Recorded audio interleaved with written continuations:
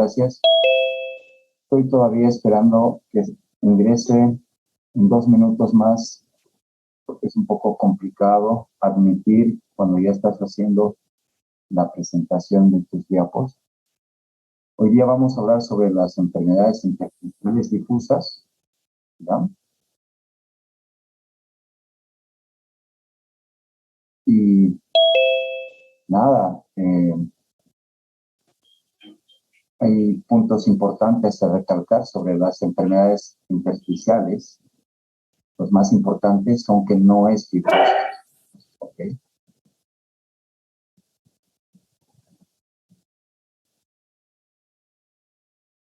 La mayor parte de los colegas que suelen entrar a las clases que yo doy desde el 2005 en SANSI, cuando llegan a médicos y a desarrollarse como médicos de familia, en conceptos que voy recalcando, bueno, en clases teóricas, más que en clases virtuales, ¿no? Por eso voy a empezar las clases teóricas, básicamente. Ustedes que, bueno, son heterogéneos, hay mucha heterogeneidad. En algún momento les dije, les tengo miedo. Miedo no por lo que son, digamos, sino de lo que son involubles, de lo que son plásticos, de los que son fácilmente presa de manipulaciones y fácilmente presa de movilizaciones y de lavado de cerebro. ¿Ok? Entonces, como ustedes todavía no ganan dinero de la medicina correctamente, entonces son personas que pueden ser para mí totalmente y potencialmente reclutables para cambiar la historia o volver a mejorar en estos tiempos difíciles la práctica de la medicina. Ser médico ahora corresponde a una labor muy titánica. Necesitas una fortaleza mental, una sensibilidad que en su momento pensé que podía ser una debilidad y creo que el futuro es de los sensibles, porque antes el futuro era de los fuertes físicamente. Gracias a Dios se está acabando.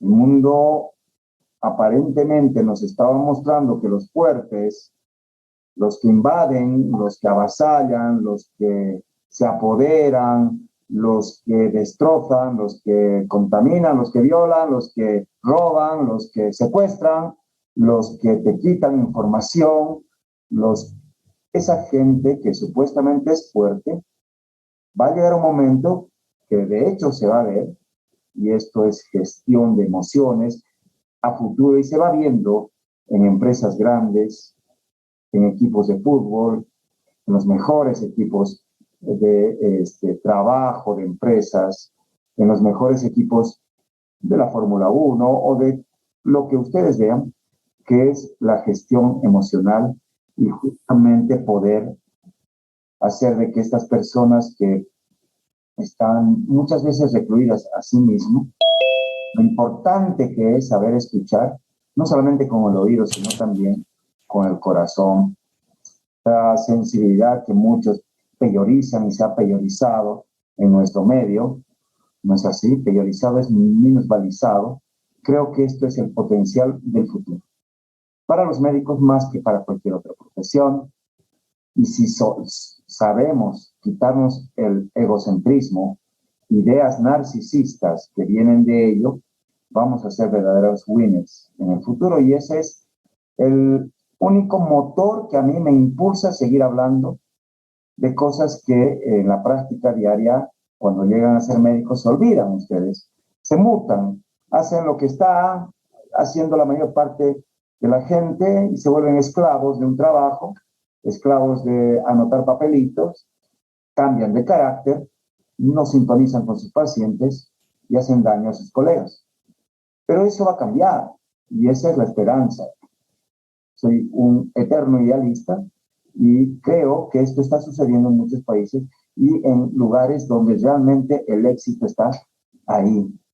Qué pena que me ha tocado ejercer acá en mi país, porque realmente me ha tocado situaciones difíciles, que les podría decir que ya me ha llegado hasta el llanto y la desesperación, pero eso me ha hecho aprender muchas cosas. Estoy en el camino correcto. Soy un hombre muy feliz, soy un hombre realizado plenamente y nadie me lo va a quitar. O sea, no soy un millonario, no he hecho nada mal. Todo lo contrario. Entonces, si ustedes pueden sacar algo de alguien, sáquenme de mí, sáquenme lo bueno, ¿no? Intersticiopatía se va a hablar en cualquier otro sitio, pero la forma en que le hablen las cosas va a ser diferente. Y como les digo, me gustaría interactuar con ustedes, no preguntarles, no inquisitivamente, no para mofarme de ustedes, nunca, porque no se olviden que yo también he sido estudiante. Y además tengo dos especialidades, una de medicina interna y otra en neumología, fuera del país. Una fuera de Cochabamba, o sea, he empezado como ustedes, de a poco, con el mundo por delante, cuando habían profesores que priorizaban al alumno, era nada, ¿no? Entonces, pero siempre hay gente que rescata, siempre hay pedagogía, siempre hay didáctica. Y bueno, uno va sacando lo mejor de cada quien que va viendo y bueno, va también sintiéndose cómo puede uno lograr, siendo uno lo que es, primero su especialidad y luego llegar a ejercerla, no solamente pasar. Pero en ese devenir he tenido que pasar R1, R2, R3 de medicina interna, R1, R2, R3 de neumología, fuera del país, y hay una serie de anécdotas que les puedo decir. Por lo tanto, yo he pasado todo lo que ustedes van a pasar. Y aunque no crean, yo los entiendo de más de lo que creen ustedes. Es decir, tal vez les entiendo demasiado y me falta más rudeza, rudeza. Entonces, no es bueno la rudeza. La fortaleza se la da a uno, ¿no? Y está en la mente, está en el espíritu y esa conexión que tiene que haber. La rudeza lo dan los espartanos, lo dan los que les gusta siempre poner una tranca, una zancadilla, ¿verdad?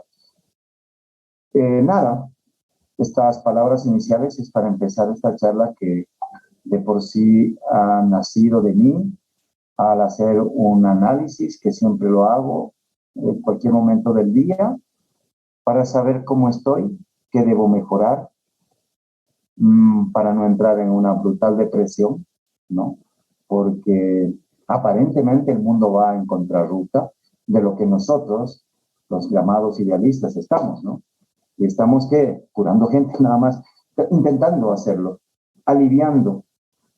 Yo digo, con una esponjita, calmando el dolor que hay en cada quien y exprimiéndola. Entonces, eso nos ayuda muchísimo. Somos afortunados. Para mí, es una fortuna esto. El poder aliviar el dolor de las personas a quien, pues, seguramente amo tanto la vida que me gusta cuidarlos. Pero eso conlleva un riesgo importante, el ser aplastado, ¿no? El ser aplastado en una, yo llamaría en una avalancha de gente, y el truco ahorita es el dejar de no dejarse avasallar. Muy bien, chicos. Entonces veo que todavía hay gente que está ingresando. Voy a empezar a compartir.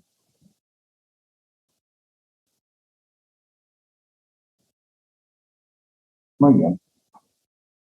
Las enfermedades pulmonares del intersticio, minusvalizadas por la mayor parte de los colegas, ya lo van a ver ustedes, colegas de medicina interna mismo, son tan importantes y tan amplias que realmente deberían ser estudiadas a detalle en la materia de medicina interna. No es lo mismo hablar de enfermedad pulmonar intersticial difusa, y ya van a ver que tiene sinónimos, que hablar de fibrosis pulmonar. ¿Qué es el intersticio? Les digo a mis pacientes, el intersticio, señora o señor, es el tejido de una esponja. una esponja porosa donde los alvéolos, obviamente, son los espacios alveolares, los huecos de la esponja, y el tejido es el intersticio que es fino, que tiene una conformación de sustancia que no es celular, que es acelular, que tiene fibras y material amorfo, sustancia fundamental amorfa se llama, donde tiene un medio exquisito para el transporte de muchas sustancias, minerales, nutrientes, y células. No es visible en condiciones normales en una placa de tórax. Ustedes saben las 4 densidades que maneja una placa de tórax: aire, líquido, grasa y mineral o hueso. Entonces, el intersticio forma parte, digamos, de la densidad aérea. Solo se observa, y van a ver los 4 tipos de presentaciones intersticiales radiográficas y tomográficas en condiciones patológicas, cuando hay un incremento de líquido en esa sustancia fundamental amorfa, cuando hay cambio del tejido colágeno tipo 3, fibras elásticas por colágeno tipo 1, por ejemplo, cuando hay infiltraciones de tumores, células tumorales, infiltraciones de los linfáticos, que también forman parte del intersticio por células tumorales, que incrementan el volumen y obviamente la atenuación, en este caso radiográfico. Este intersticio es definido como un continuum que tiene 3 subdivisiones desde el punto de vista de la arquitectura. Uno que es el intersticio central o axial, que acompaña a los bronquios y arterias principales del centro a la periferia. El otro es el intersticio llamado del parénquima, que está situado en los acinos y en las membranas basales de los capilares y alveolos. Y el otro es el intestino subpleural, que es periférico, que está debajo de la pleura y de los septos interlobulares.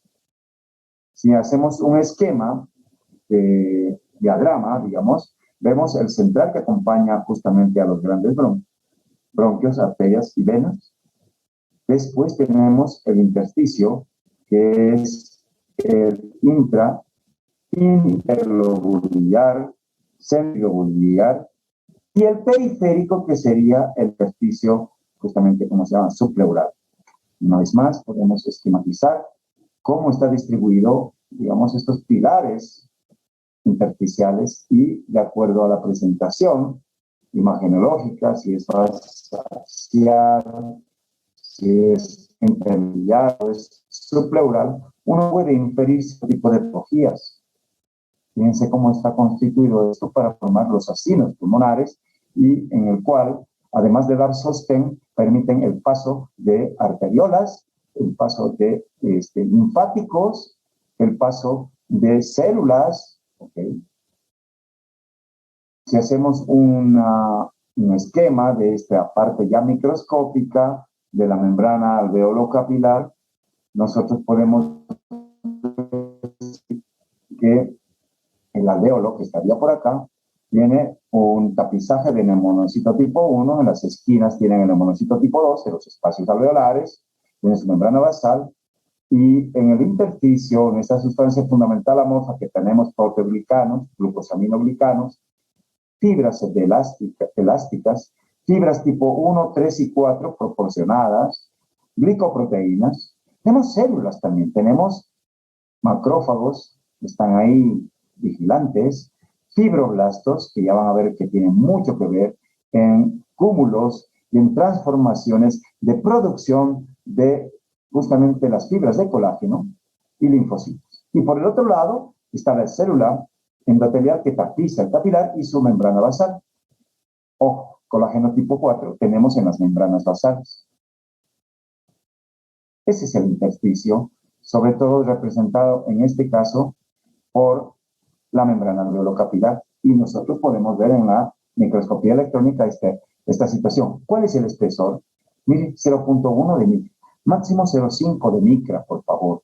Cuando el espesor de la membrana alveolo-capilar está incrementada, sobre todo por el colágeno tipo 4 de las membranas basales, estamos ya con un espesor mayor a 0,5 y ya tendríamos alteración de la difusión de oxígeno.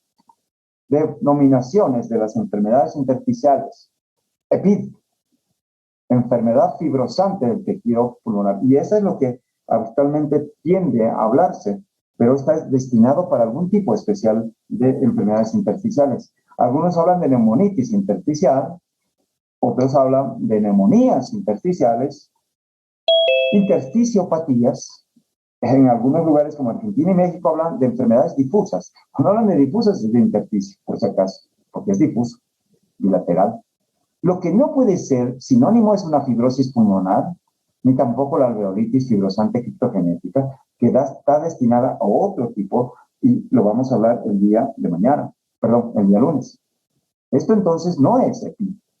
Esto lo vamos a dejar para la subsiguiente clase, que vamos a hablar junto con las enfermedades profesionales, neumoconiosis. Entonces se definiría a las enfermedades intersticiales como aquel grupo de afecciones del intersticio que tienen una característica clínica, que lo vamos a empezar a repasar, radiológica, funcional, digamos más o menos similares, y que tienen diferente tipo de conformación, digamos, anatomopatológica, pero que importan no solo el intersticio, sino también los alveolos. Afectan estructuras alveolo-intersticiales y algunas veces capilares. Ojo, entonces tenemos alveolos, vías respiratorias y vasos, los que pueden estar importando, aparte del intersticio, en algunas afecciones pulmonares, que son diversas. ¿Cuán diversas? Ya van a ver el árbol de las ILDs. Las ILDs en inglés se llaman interstitial lung disease. ¿Cómo se presenta el síndrome intersticial? Y les pregunto casi siempre a mis alumnos en práctica, que no lo repasamos esto en semiología, yo lo sé. Refuerzo. Presenta con tos crónica, el paciente se presenta con disnea progresiva, casi siempre empieza al esfuerzo, empiezan a tener problemas al hacer ejercicio, empiezan a tener problemas al subir gradas, empiezan a caminar más de 500 metros, después 200, 100, menos de 50, bueno. Disnea de esfuerzo, tos seca, habitualmente es no productiva, y característicamente los dedos en palillo de tambor, o el clubbing. Y si uno le pone algo más, a la auscultación tenemos que tener los crepitantes o estertores. Ojo, en la nueva semiología, crépito o estertor, is the same, es lo mismo, porque está traduciendo un despegamiento de la unidad bronquiolo-alveolar en la inspiración, preferentemente también puede ser en la expiración, pero no entiendo yo, estas semiologías de antes ya hablaban de estertores crepitantes. Yo no conozco un estertor que no crepite, ¿ok? Pero los americanos llaman crackers, ¿ok? Pero igual, los estertores tipo scratch o velcro, eso es lo que se encuentra al principio de la inspiración en bases. Característicamente tiene infiltrados radiológicos que lo vamos a empezar a desglosar. La alteración en la espirometría necesariamente, a un principio no, pero después es restrictiva, empieza leve, después moderada y después severa. Una cosa muy temprana que se ve es disminución de la difusión, claro. Si está la membrana alveolo-capilar engrosada, va a haber alteración de la difusión por diferencia de presión del oxígeno del alveolo al capilar. Vamos a tener una diferencia alveolo arterial incrementada. ¿Cuánto es la diferencia? Por presión, 10 a 15 milímetros de mercurio. Es suficiente esa presioncita para que difunda por la membrana alveolo-capilar. Y hay una fórmula, que es la diferencia alveolo arterial, el A menos A, que ya lo veremos en insuficiencia respiratoria, que suele estar incrementado. Obvio que algunas enfermedades afectan el intersticio. A ver, para no hacer un monólogo, alguien, le doy permiso para que comente por audio, dígame, dice acá, ausencia de infección o cáncer. ¿Qué infección puede dar compromiso intersticial y no forman parte de las enfermedades intersticiales? Está de moda.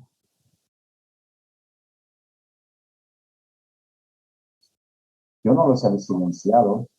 Ustedes pueden silenciarse, pero el que quiera hablar, por favor.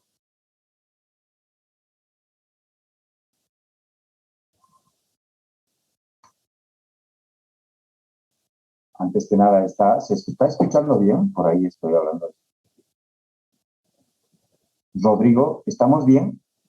¿Los has silenciado tú? ¿Qué enfermedad debería estar descartada como una interfisiopatía? El COVID, muy bien, Gemina, Fémina, pienso que viene de ahí. Muy bien, claro.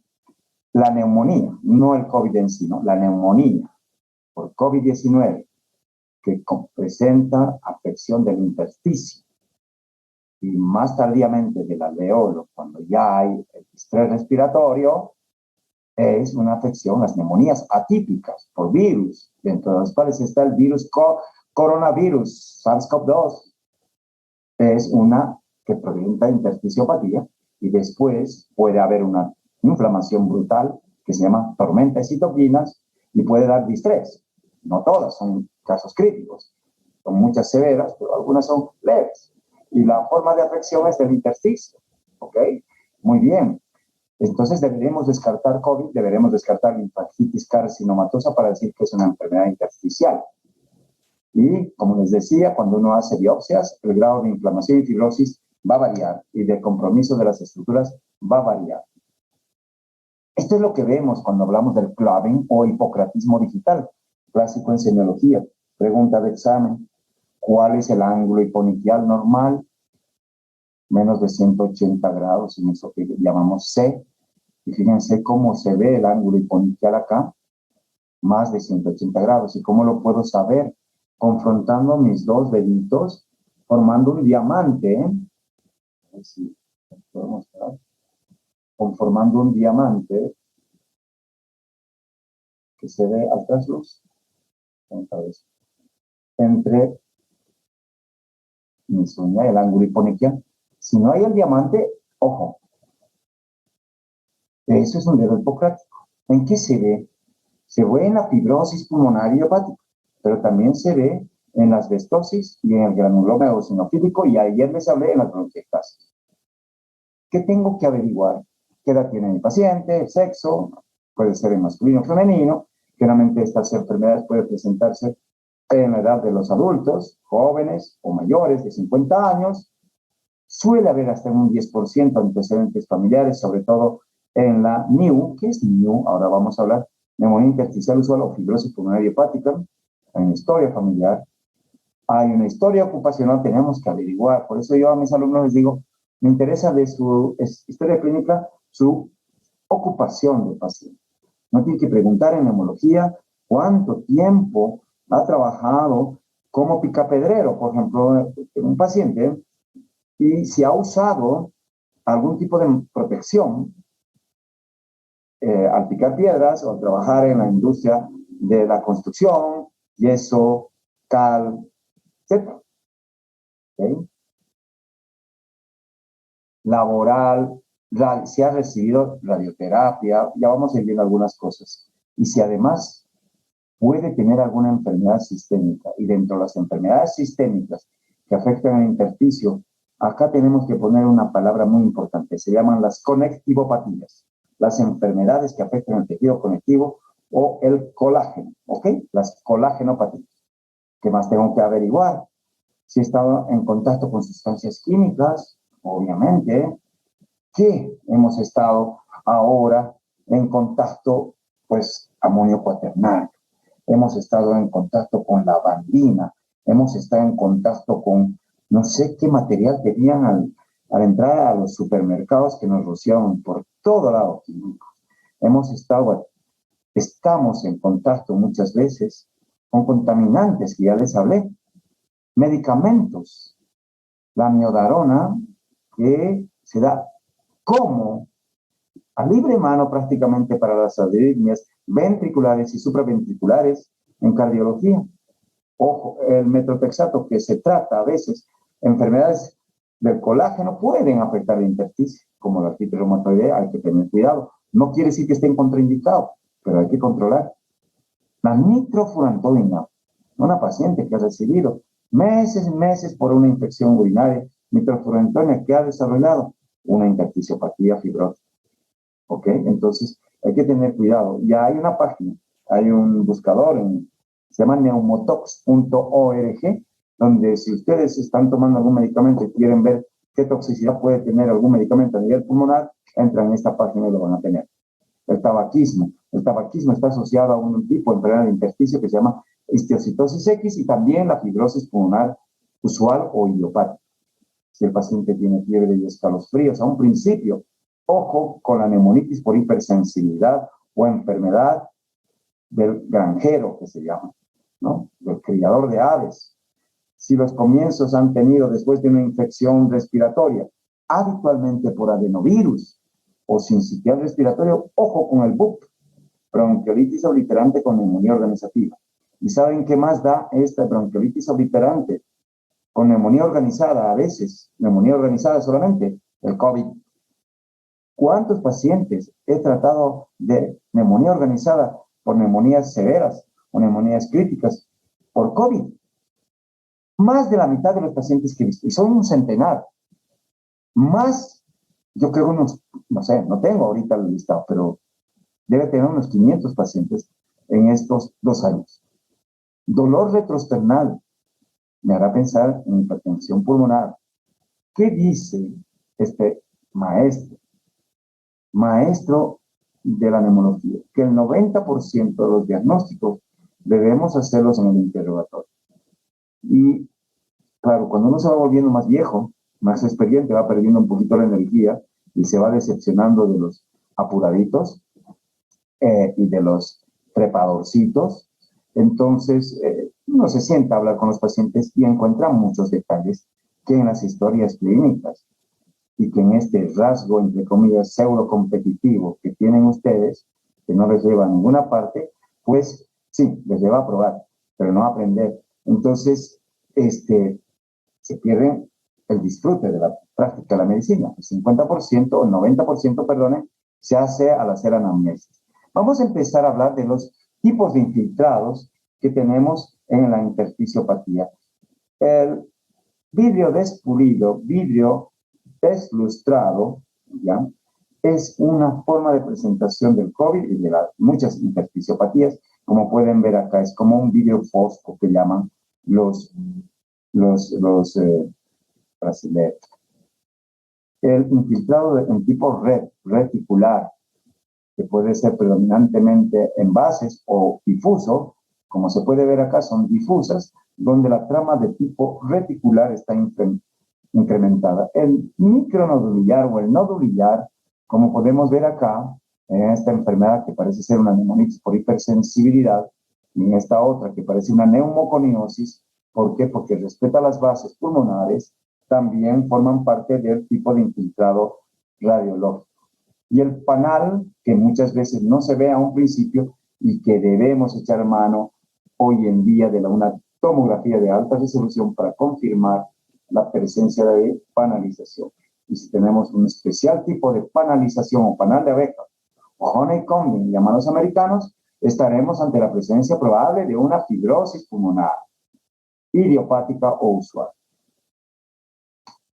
Y acá lo vemos mejor en una tomografía micronodular, acá arriba, acá en este otro lado podemos ver reticular, periférico, subpleural, con imágenes de tipo quística periférica, ¿ok? Acá podemos ver el vidrio despulido, que puede ser COVID, pero no necesariamente, y el retículo acá con tendencia a la panalización en las bases. ¿Qué más nos orientan a un síndrome de neumonía intersticial o neumonitis intersticial o EPID? Así como hablamos de POC, EPID. Establecer funcionalmente el diagnóstico. Para eso tenemos que pedir una espirometría. Espirometría, ojalá que se acompañe de difusión y volúmenes pulmonares o test de caminata. ¿Qué hace? Nos establece un diagnóstico funcional, confirman la presencia de restricción, nos van a ir controlando la evolución y el pronóstico de un tratamiento, por ejemplo, respuesta a tratamiento. Una exploración funcional normal no excluye, sobre todo en estadios iniciales, una espirometría. Igual, un intersticio no siempre se ve la radiografía comprometida. A un principio hay un 10%, a un 20% de placas normales. También a un principio, una encefalopatía no siempre se acompaña de alteración ventilatoria restrictiva. Esto a saber en la historia natural de este tipo de enfermedades. Es normal hasta un 15% de los problemas intersticiales, la espirometría. La mayor parte suele ser restrictiva. Y suele haber mixto o un trastorno paradójicamente obstructivo o mixto en la neumonitis por hipersensibilidad o también llamada alveolitis alérgica extrínseca, en la esteocitosis X ligada al tabaquismo, en alguna sarcoidosis, en la neumonía eosinófila y en la linfansoleiomyomatosis. Una curva restrictiva clásica es lo que ustedes pueden ver acá, en la curva flujo-volumen, donde habitualmente esto está mucho más ovalado de lo que debería ser, y a menor restricción se va volviendo casi como capacidad vital. Y podemos ver en la curva volumen-tiempo que está disminuido el FEP1, pero también está proporcionalmente disminuido la capacidad vital forzada. Esto es mixto de ninguna forma. Si yo divido FEP1 sobre FBC, mi TIFE no está normal. Por lo tanto, esto es restrictivo. Y mi curva flujo-volumen lo dice de esa forma. Otras pruebas que puedo hacer: capacidad pulmonar total, disminución de la difusión de monóxido, disminución de la relación difusión sobre volumen alveolar, llamado índice KCO, se llama. Una variable que hay que corregir, la difusión al volumen alveolar. La hipoxemia se presenta tardíamente. ¿Por qué? Porque estos pacientes empiezan a compensar con una respiración rápida y superficial. La hipoxemia, muy parecida a lo que pasa con el enfisema pulmonar. El paciente no está insaturado. La saturación, me encanta que se haya empoderado la gente, pero no es la única forma de valorar, por favor. Además lo valoran muy mal algunos, con oxímetros malos, descalibrados, están corriendo, no están disfrutando de la práctica de la medicina, ¿no? Entonces, haces gasometría y encuentras hipoxemia con un A-A incrementado, no en todos los casos, insisto, en enfermedades moderadas y severas. Y se puede y se debe hacer un test que se llama test de caminata de 6 minutos, que ya podríamos hablarlo en algún momento, y me imagino que se ha tocado cuando hemos hablado de métodos complementarios. ¿Qué es la difusión o qué es la DLCO? Es justamente ver la capacidad de difusión, y se utiliza el monóxido de carbono, que es más 20 veces más difusible que el oxígeno, para ver justamente la transferencia alveolar capilar del oxígeno. Es el equipo que se hace, ya lo tenemos, en Cochabamba hay 2 centros que estamos haciendo. Yo lo tengo desde el 2014, por si acaso, y el otro centro está trabajando desde fines del año pasado. ¿Y cómo se puede valorar estas pruebas integradas en espirometría, volúmenes y difusión? Desde el ATS 2005 tenemos este diagrama de Crapo. ¿Qué significa? Yo hago una espirometría y mi equipo me sale, hago una maniobra de espirometría, de volumen, de difusión. La difusión misma me permite calcular directamente mi capacidad vital, mi capacidad pulmonar total, perdón. Y valoro, primero, le digo a mis alumnos, tenemos que ver la relación FEP1-FBC. Una vez que valoro esto y está por encima del límite interior de la normalidad, pues no hay obstrucción. Si está menor, digamos, la relación FEP1-FBC, ojo, puedo tener obstrucción, perdón. Si está la capacidad vital menos del límite inferior de la normalidad, tengo que ver capacidad pulmonar total. Así que acá estoy equivocado. Si mi tifenol no está bajo, digamos, tengo que ver la capacidad vital. Si la capacidad vital no está, o está también, está normal, mi proceso es obstructivo. Basta que esto está por debajo de la normalidad, mi proceso es obstructivo. Puede ser asma del EPO, puede ser bronquitis o enfisema. ¿Y qué me ayuda para determinar si es una bronquitis o enfisema? Los 2 fenotipos más importantes en la obstrucción, me interesa ver la difusión. La difusión en enfisema va a estar disminuido. ¿Por qué? Porque está disminuido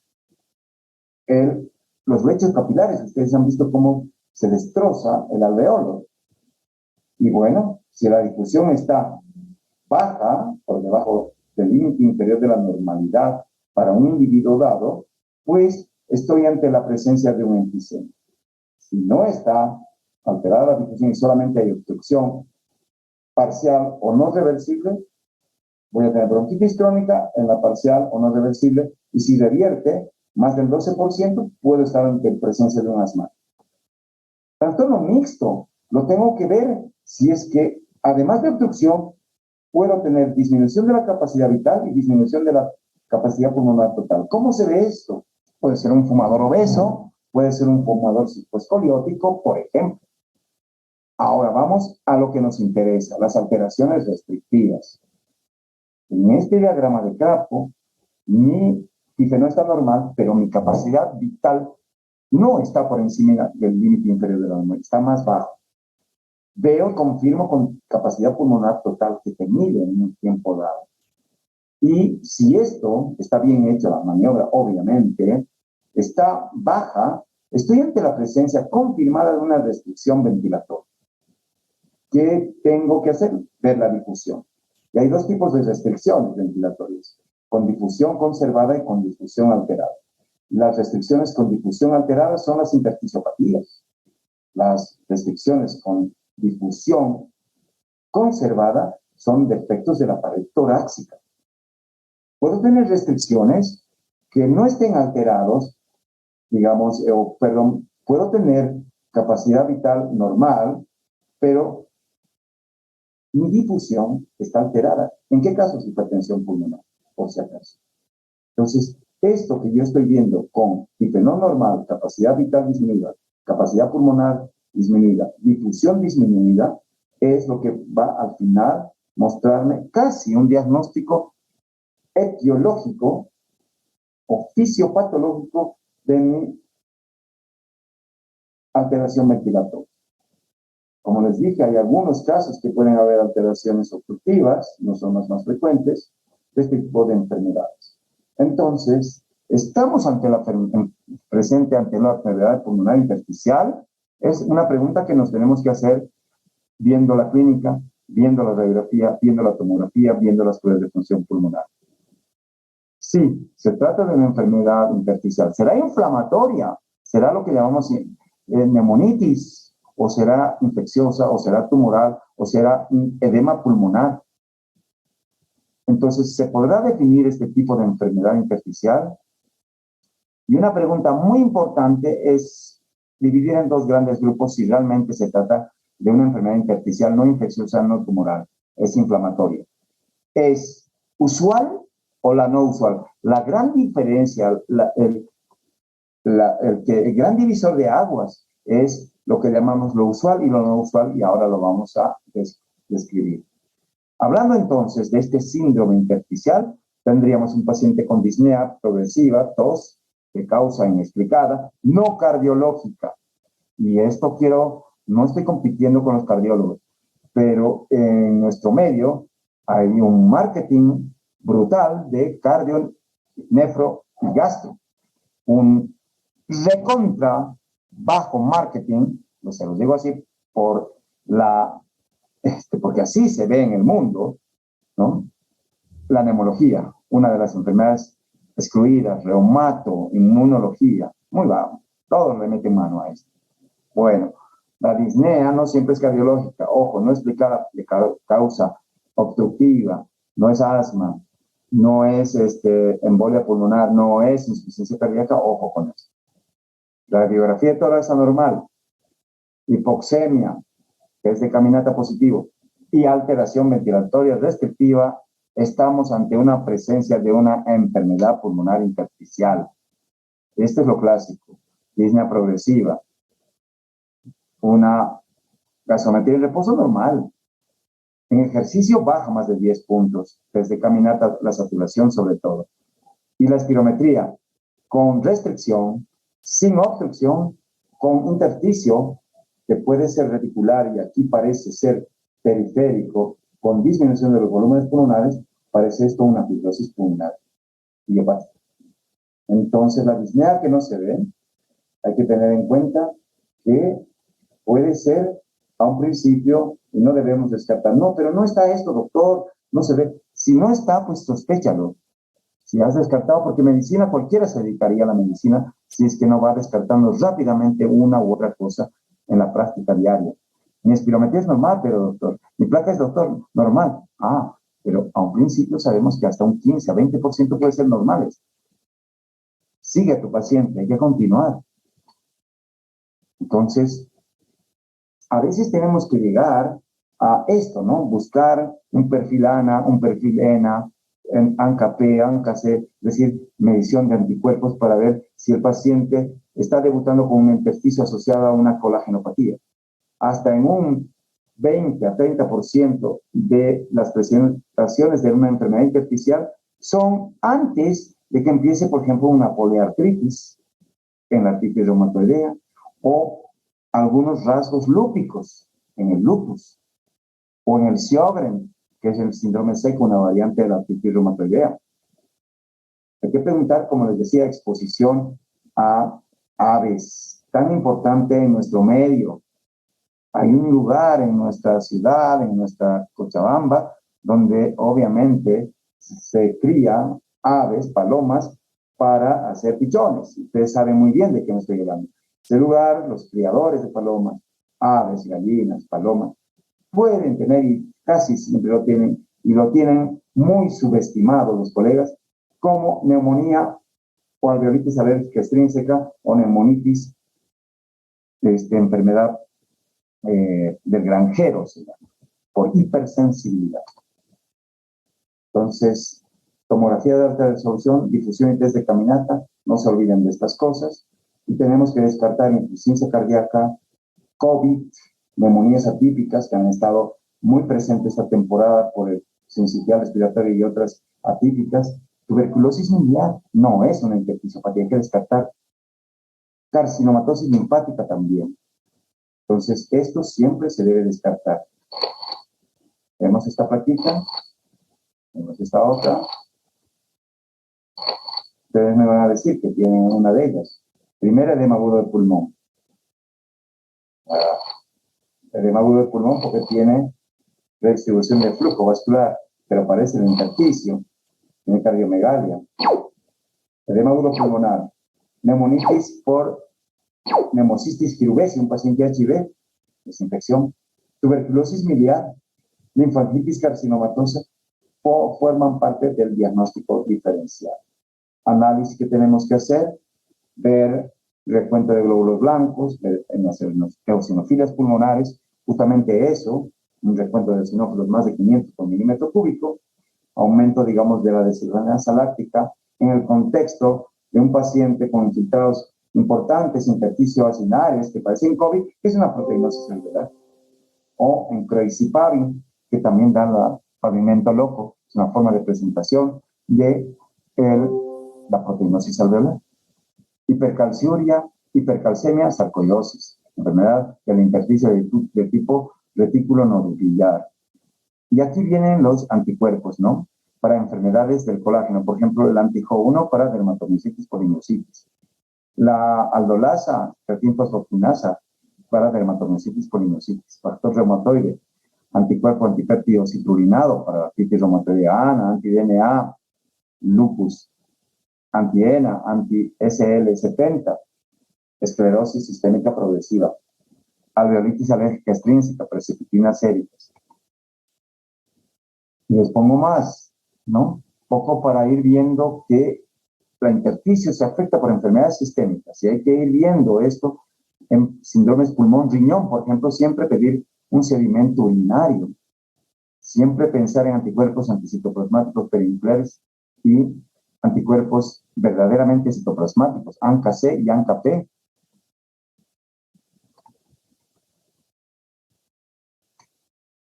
Clasificación. Solo se puede saber de las más de 200 causas, menos de la mitad con certeza, la causa. Pero las clasificaciones las podemos poner en idiopática, de causa conocida o asociada, y las llamadas primarias. Y este es el árbol de las ILDs, para que se den cuenta la cantidad de problemas, desde lo que no se conoce, que están aquí arriba, que son las idiopáticas, y que vamos a entrar en la sopa de letras próximamente, porque es todo un mare magnum que se pueden marear ustedes y que hay que saberlas en su momento discriminar en dos grandes grupos: las usuales o idiopáticas y las no usuales. Acá tenemos la mayor parte no usuales, asociadas a actividades laborales, a colagenopatías. Aquí en esta parte superior son las idiopáticas, muchas de ellas no usuales y otras usuales, como la fibrosis pulmonar idiopática o usual, que es el representante más importante de lo que nos da miedo, el cáncer blanco. Las demás pueden avanzar hacia algo progresivo, pero pueden tener otro contexto terapéutico.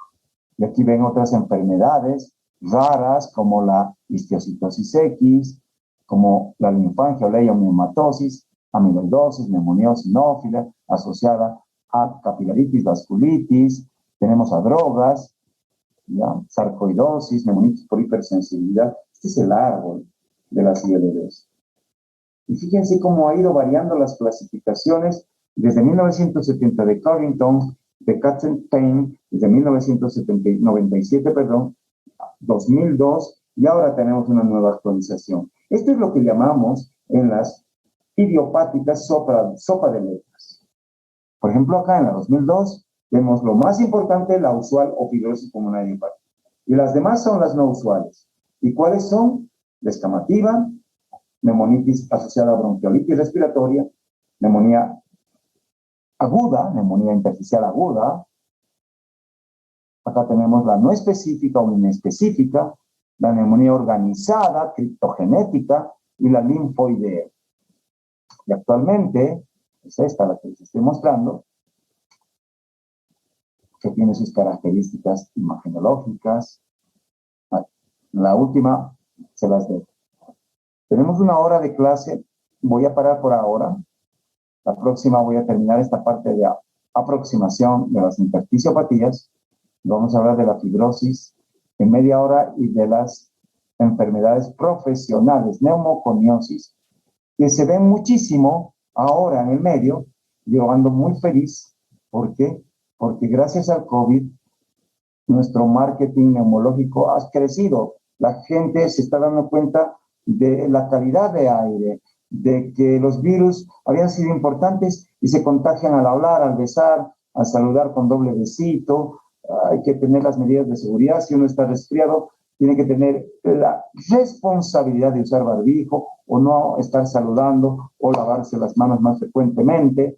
Evidentemente no vamos a vivir con barbijos porque es una estupidez solamente del humano progres la que eso hace pensar, y que tenemos que quitarnos los barbijos nomás, y tenemos que propender a ser cuidadosos, a ser selectivos en el uso de estas medidas. Por eso estoy feliz, porque cada vez la gente le ha dado valor a la neumología, y cuando me preguntaban cuando era presidente de la sociedad, ¿y tan pocos son los neumólogos? ¿Y por qué? ¿Y por qué? ¿Y por qué? ¿Y por qué? Y bueno, pregúntele a los gobiernos de turno, ¿por qué? ¿No? O sea, muchas cosas que otra vez se está volviendo a esa dejadez, ¿no? Y cuando ya empiecen a aparecer algunos brotes, algunas cosas medio raras, recién reactivamente la gente dice, guay, bueno, colegas futuros, nos vemos el día lunes. Y si hay preguntas, una vez más, me las hacen llegar a través de Yamil. Buenas noches, buen viernes. Gracias.